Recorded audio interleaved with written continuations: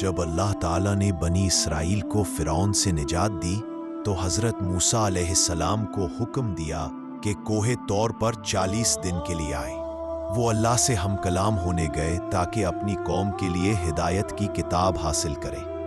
پہاڑ نور سے چمک اٹھا، فضا میں سکون اور عظمت چھا گئی۔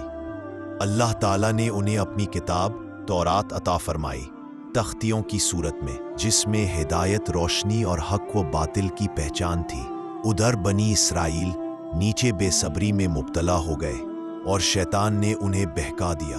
انہوں نے حضرت ہارون کے سمجھانے کے باوجود سونے کا بچھڑا بنا کر اس کی عبادت شروع کر دی۔ جب حضرت موسیٰ واپس آئے اور یہ دیکھا تو وہ بہت غمگین اور ناراض ہوئے۔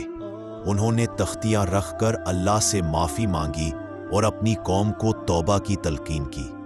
سبق: جو قوم صبر اور فرمان برداری چھوڑ دیتی ہے وہ نعمتوں سے محروم ہو جاتی ہے۔ واہ!